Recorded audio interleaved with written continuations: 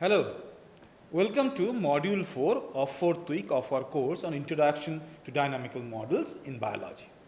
In this module, we will try to make a mathematical model using ordinary differential equation for a small genetic circuit. Let us first look into the genetic circuit that we will model today. Here, this circuit is made up of two genes.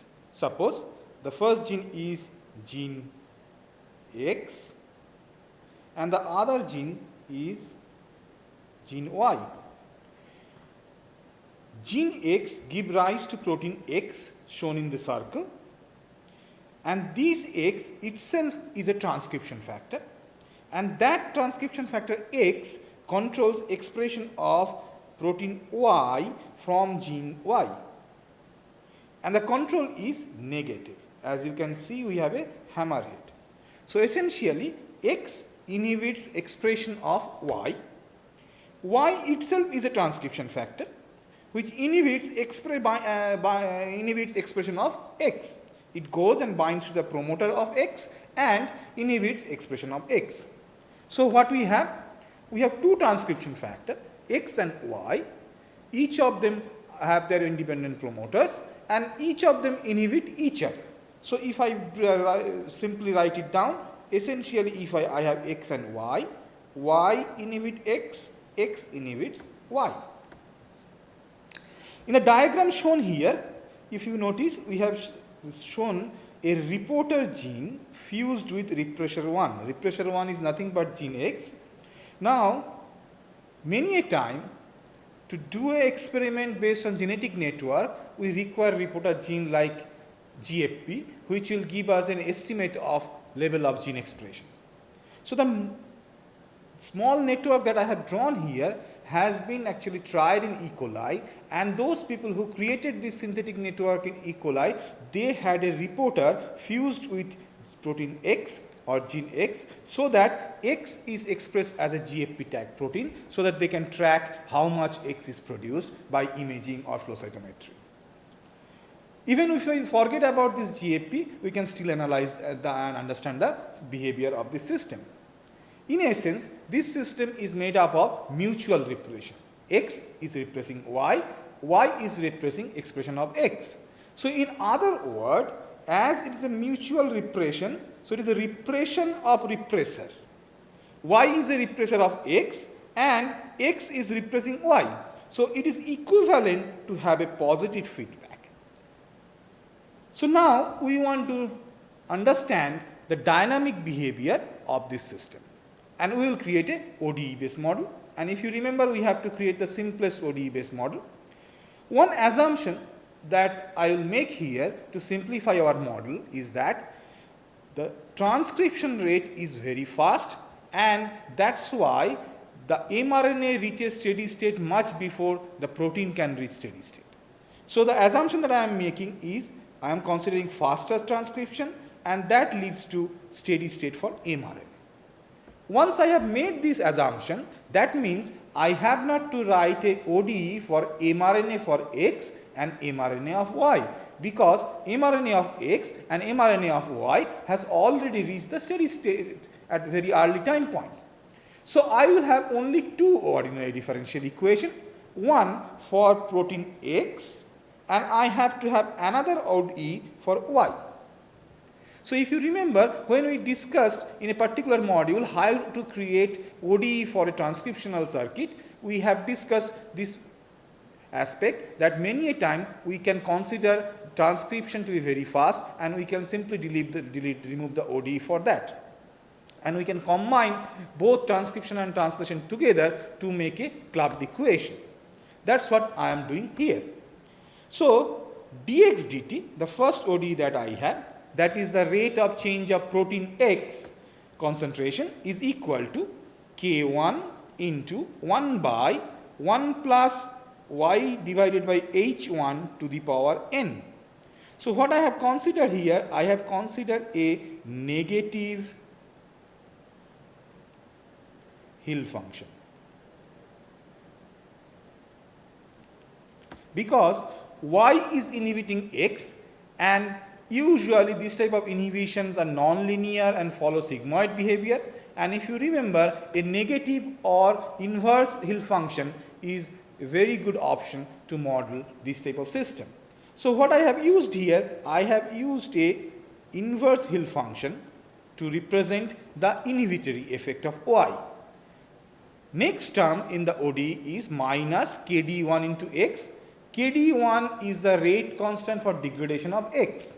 So what I have in general for dx dt, the first term is production K1 into the negative Hill function minus Kd1 into X. The same thing is for Y. I have dy dt, rate of change in concentration of the protein Y. Remember, I am not writing down a ODE for mRNA of Y separately.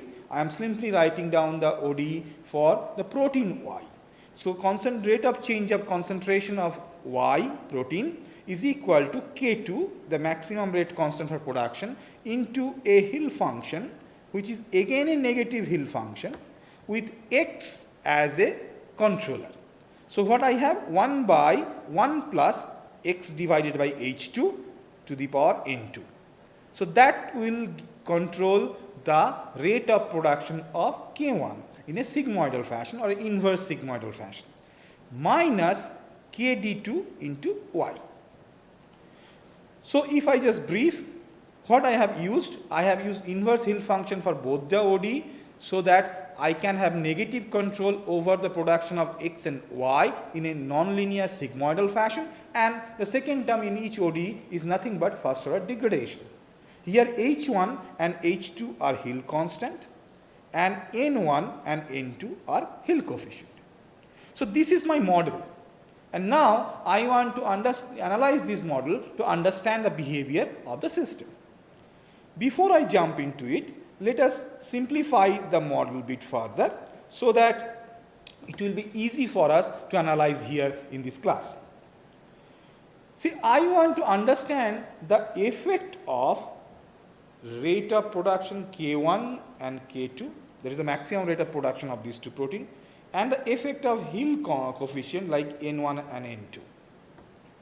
So, what I have considered to simplify this problem is that I have considered H1 and H2 both equal to 1 and Kd1 and Kd2 both equal to 1. Essentially, you can normalize all your equation with respect to the rate of degradation and the Hill constant. That will simplify our problem. So, if I consider the H, the Hill constant equal to 1 and Kd1 and Kd2 equal to 1, I get the equations given here. You may have considered some other value of H1, H2 and Kd1, Kd2 that will not affect the way we analyze the system. The techniques that we will use remain same, only thing you have to do a bit more numerical calculations, nothing more than that. So, I have removed H1, H2 and Kd1, Kd2 considering them 1, and I have these two simplified ODE 1 and 2. Now, I want to analyze this system of ODE. If you remember, we can analyze the system of ODE many ways. The first thing I will do here, I will try to understand the behavior of this system using phase plane analysis. To start a phase plane analysis, you should have a phase plane drawn. So, here I have two variables x and y, and then I will plot the null lines. So, let us first analyze the null lines of this system. So, first get the x null line. How do I get x null line? The ODE for x is dx dt equal to k1 into 1 by 1 plus y to the power n1 minus x. This is the ODE for x. So, I will put dx dt equal to 0 to get the null line.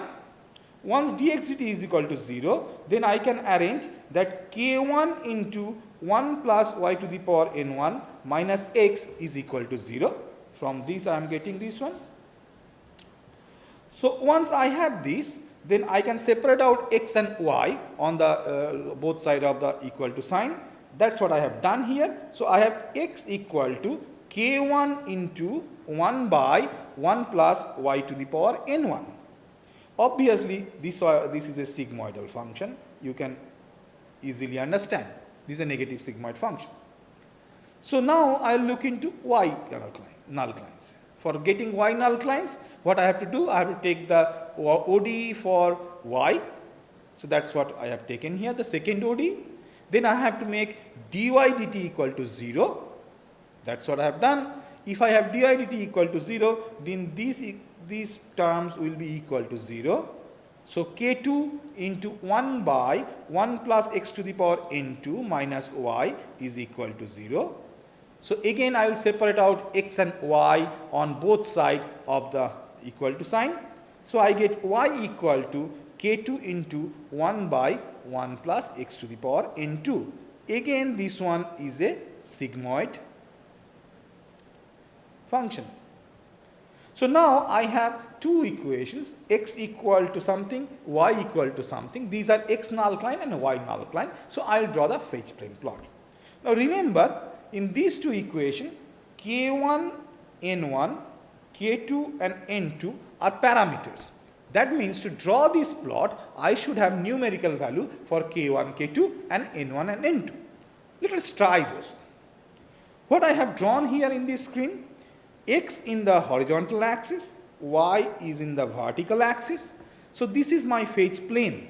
In this plane, I will draw the null cline for x and y. As I have said, I have to take a numerical value for k1, k2 and n1 and n2. I have taken those values. k1, k2 I have taken equal to 3. n1, n2 also I have taken as 3. My null clines are given here. My x null cline is this one. My y null cline is this one. Let us try with y null cline. Y null cline is y equal to k2 into 1 by 1 plus x to the power n2. So obviously it will be a negative sigmoid function having a behavior like this, x versus y. If I plot, it should fall like this. So it will be a negative sigmoid or inverse sigmoid. And here it will intersect the y-axis. So when x equal to 0, y is equal to k2. So here k2 is 3. So I can see here this yellow line is my y null cline, and that is intersecting the vertical axis at 3. So that point x equal to 0 and value of y is 3. And then this null cline follow a sigmoidal fall with the asymptote here at the end. For x null cline, the plot will be just opposite. When y equal to 0, x equal to k1. And again k1 is equal to 3. So that means this pink line I have drawn here is the x null cline, and that intersects the horizontal axis at k1 equal to 3. And then it goes sigmoidally, and here I have the asymptotes. So I have two sigmoidal things. Both of them are inverse, but they are in the opposite direction. And as you can see, they are intersecting at 3 position as I have marked by red dot. If you remember, intersection of two null cline, that is intersection of x and y null cline, are nothing but the steady states. So that means when k1, k2 equal to 3, n1, n2 equal to 3, I have 3 steady states, because the null clines have intersected at 3 positions shown by these red dots. Now let us change the value of k1, k2 and n1, n2 to see what happens to these steady states. What I have done here, I have kept k1, k2 equal to 3, but I have changed n1, n2 to 1. If you remember, in the Hill function, n1 is the Hill coefficient or n2 is the Hill coefficient. If I have Hill coefficient bigger than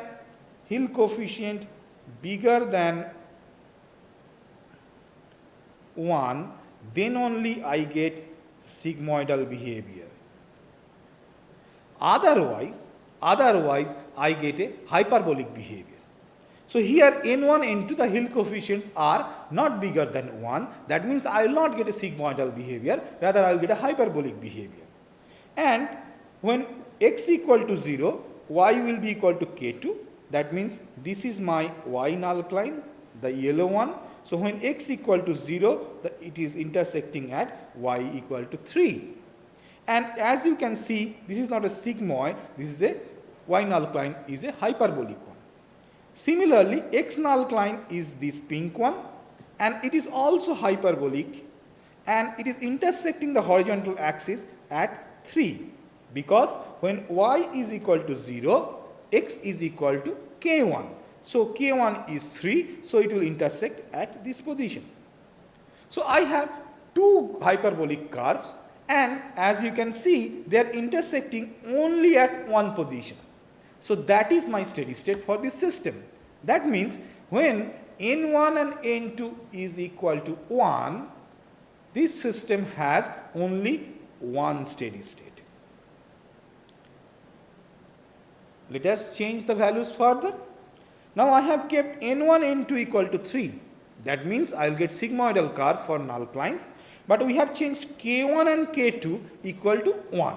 That means the rate of production has been reduced. So when you change the rate of production of the system, what will happen? The intersection point with horizontal and vertical axis will change. So now they are 1, not 3 anymore. But y nullcline is still a sigmoidal one, negative sigmoid one, and x nullcline is also an inverse sigmoid one. And as you can see in the curve, they are intersecting at only at one point shown by this red dot. So that means this system has only one steady state. So if in the last slide I have shown, if I reduce the system's nonlinearity from a sigmoid to hyperbolic one, I get one steady state. If I reduce the rate of production of the proteins, then also I will get one steady state. When both the rate of production of proteins and the sigmoidness or nonlinearity of the system or the promoters matches, I get 3 intersection or 3 steady states. Let us consider a situation where one promoter is more active or one protein is produced more than other. So in that case, k1 and k2 should not be equal. So I consider k1 equal to 1, k2 equal to 3. That means y is produced more than x. And I have considered the nonlinearity of the promoter function as sigmoidal one with n1 and n2 equal to 3. So if I draw the nullclines, this is my y nullcline, the yellow one. It is a sigmoidal one with a intersection of the vertical axis at 3, because k2 is equal to 3. For the x nullcline, the pink line, it is sigmoidal one, but it will intersect at 1 with the horizontal axis. Now as you can see in this plot, there is only one point of intersection between x and y nullcline, and that is shown by this red dot. So that means when I have an unbalanced system, both the promoters are following a sigmoidal inhibition, nonlinear inhibition, but one protein is produced more because maybe of the promoter activity or ribosomal activity, ribosomal binding site activity. So one protein y is produced more than the other one at a higher rate than the other one. Then again I don't get 3 steady states, but rather I get only one steady state. Now till now I have drawn only the nullclines. Obviously in phase plane analysis I have to draw the trajectories and the phase portrait, and that's what I have done already here. So this one is for the phase portrait for the system when your k1, k2 are 3, both are equally producing at the higher rate, and n1 and n2 are 3, that means both of them has sigmoidal control. I have 3 intersection points shown by these red dots. If you follow this arrow, you can easily see if I start somewhere here, I will follow this arrow and eventually collapse on this steady state. So all arrows near this steady state, near 3, is actually collapsing at that point. So that's why it is a stable sink node. Same behavior happen where I have another steady state near x equal to 3, as shown here by this red dot. If you start from anywhere, suppose here, then you will follow these and then you collapse here. If you start somewhere here, you follow these and collapse here on the steady state. So again, this steady state is a stable one and sink node. So I have 3 steady state, 2 of them is stable sink node. What about the third one? This is my third node steady state, and as you can see, this has a saddle structure because the trajectories here goes towards it and then move away. Trajectories near it goes towards it and then move away. If you start from here, you will go towards it and move away. So that means this one is a saddle point. This one is a saddle point. So I have 2 sink node and 1 saddle point which is unstable. Now if you have this type of system, then what will be the behavior of a population of cell? Let us analyze that. So if I have a population of cell with some cell having x and y at t equal to 0, this is t equal to 0, this is my position of some cell. So as time will progress, these cells will move towards this steady state. I may have another few cells at t equal to 0, they were here, they will also with time will collapse here. You may have some cells at t equal to 0 which initial condition x and y values were like this, at t equal to 0, they will follow this path and they will collapse. Whereas if you have some cell at t equal to 0 here, they will follow this path and collapse at the other steady state. So you can see, I can simply draw something, a line like this. Cells in this region will all collapse to this steady state. Let us say steady state 1. Whereas all cells which are present here in this region at t equal to 0 will collapse at the second steady state here.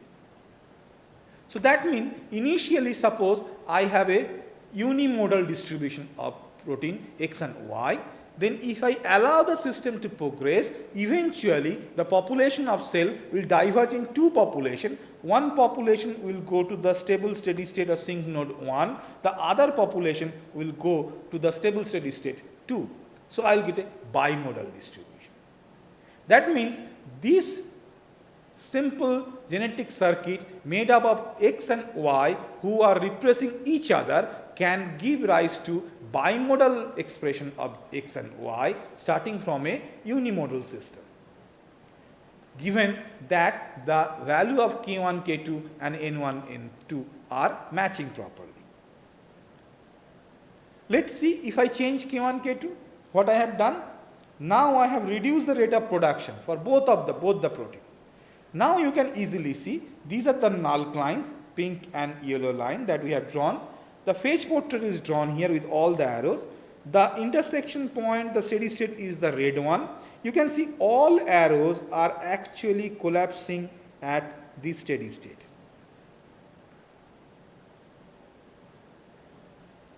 So this steady state is a sink node.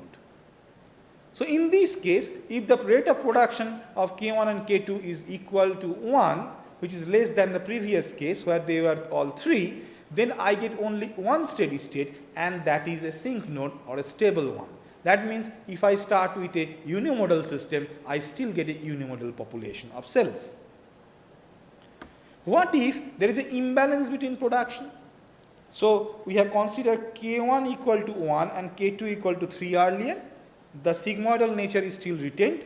So I have these yellow and pink line as null line that we have drawn earlier, and I have only one intersection point here near x, y equal to 3 and x equal to 0, near that. Now this is the only steady state, and if you follow the arrows present in this phase plane plot, you can easily see wherever you start, you will actually end up at the steady state. Wherever you start at t equal to 0, you will end up at that steady state. So that means it is a stable sink node. Again, this phase portrait is showing that if I have a unimodal population where different cell has different expression, but I have a unimodal behavior at t equal to 0, then with time all cell will move towards a particular steady state, and again I will get a unimodal distribution. I will not have bimodal distribution. So these phase portrait analysis is telling me one critical point, that if I have x and y repressing each other, so it is a repression of repression which is equivalent to positive feedback, then if the rate of production of both the protein and the N1 and N2 Hill coefficient are correctly taken, then the system can have bistability, and that can give rise to bimodal population behavior. Whereas if in the same system, if I reduce the rate of production of the proteins, or if I create an imbalance in production of these two proteins, I will not get the bimodality. I will have a monostable system and my population behavior will be unimodal. Till now what I have discussed is essentially phase plane analysis, which is done graphically. Suppose I want to analyze it using JSIM, and I will recommend you to use JSIM to simulate the behavior of this system. I have already shown the code here. It is standard JSIM code where I have only two dependent variables x and y, and these are the parameters, and you can play around with this parameter. I have considered all of them equal to 3, k1, k2 equal to 3, n1, n2 equal to 3, and I have taken at t equal to 0, I have x equal to 1 and y equal to 0. So I have considered the cells that I am taking have more x than y at t equal to 0, and these are the ODE as we have discussed earlier. Now if I do the simulation of this with k1, k2 equal to 3, n1, n2 equal to 3, and as I said the initial condition is x equal to 1, y equal to 0, then if I plot the data after my JSIM simulation, I get this curve. So I have time in this and concentration of the proteins here. So x is starting from this 1, this black line is showing the behavior of x, and it is increasing and then reaching the steady state near 3. Whereas y is starting from 0, it is rising slightly and then again coming back to another steady state. So the steady state of x is higher than steady state of y. If I draw the phase plane from the same data, in this plot in the first plot I have time versus x and y, and the second plot what I am doing, I have plotting x in the horizontal axis, y in the vertical axis. So the same data is plotted here, the same data is plotted here, so I will got a phase plot.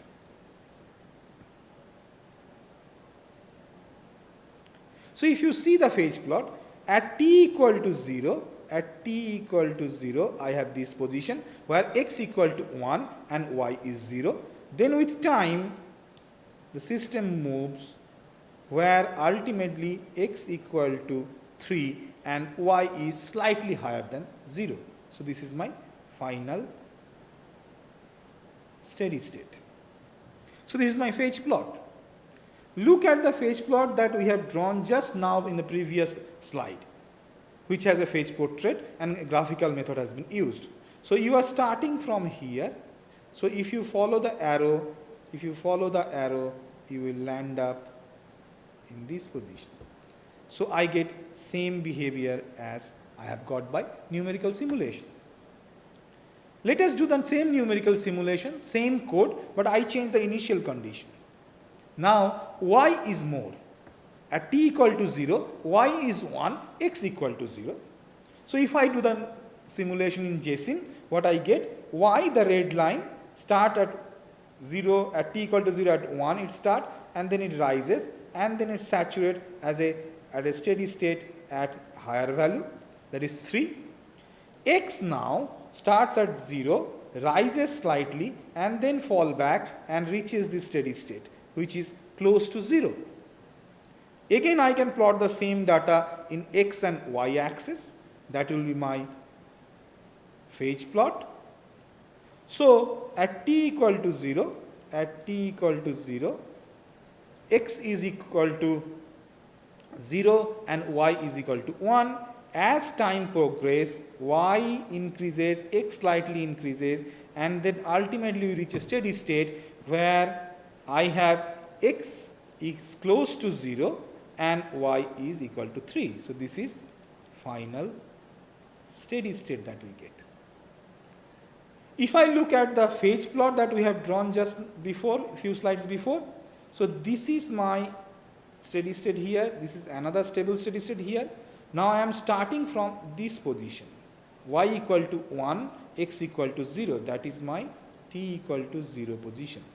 So if I follow the arrows in the trajectories, so I get this trajectory and I reaches this higher steady state where, this is a steady state where y equal to 3 and x is close to 0, and that's what I have got here also. So that means by numerical simulation, although I don't get the complete phase plot, but I get the same behavior that is expected by the graphical method. So let us jot down what we have learned in this module. In this module, we have shown a 2 gene based mutual repressor system. So I have a mutual inhibition circuit which has a nonlinear promoter control, and this type of circuit is sometimes called toggle switches. And we have shown that if the nonlinearity of the promoter control and the rate of production of the protein matches, then this system can have obviously bistability. If you change the value of the rate of production of the protein and the nonlinearity in the promoter, you changing the value of the Hill coefficient, then from bistable system I can have monostable system. That means the system has bifurcation. And this choice of monostability and bistability will depend upon maximum rate of production and the Hill coefficient. Hill coefficient is a measure of nonlinearity in the system. And as a bistable system can give rise to bimodal population behavior, so we can expect that such a system can give rise to population heterogeneity. And what I have shown in this module, that I can analyze this system using both graphical method by phase plane analysis as well as by simple numerical simulation using JSIM. That's all for this module. Thank you for watching.